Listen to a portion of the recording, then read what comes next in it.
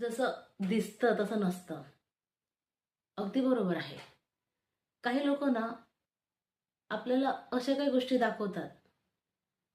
त्यांना माहिती असतं की समोरचा व्यक्ती पटकन त्यावर विश्वास ठेवणार आहे, म्हणून त्या इंटेन्शननी ते असं खोटं नाटक काही दाखवतात की आपण बिलीव्ह करतो, आपल्याला ते खरं वाटतं. कधी कधी एखादी व्यक्ती जी आपल्याला आवडत नाही पण ती आपल्याला काहीतरी सत्य सांगत असते, खरं काहीतरी दाखवत असते, पण आपण जे ठरवलं असतं की नाही, आपल्याला जे बघायचं असतं, जे आपल्याला बिलीव्ह करायचं असतं, आपण तसंच करतो. कानावर पडणारी प्रत्येक गोष्ट ही खरी नसते, ती मनावर घ्यायची नसते. काही गोष्टींकडे कानाडोळा करायचा असतो, काही गोष्टींवर इम्प्लिमेंट करायचं असतं. त्याचप्रमाणे ना विचारांचं आहे.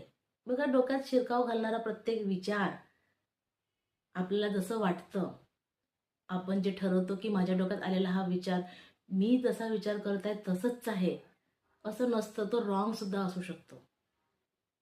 ते आपले बिलीफ असू शकतात. त्यावर ना आपण कुणाशी जेव्हा कन्फ्युजन होतं तेव्हा डिस्कशन करायला पाहिजे, पडताळायला पाहिजे. गोष्टींना ॲनालाइज करण्याची सवय ही आपल्यामध्ये असली पाहिजे.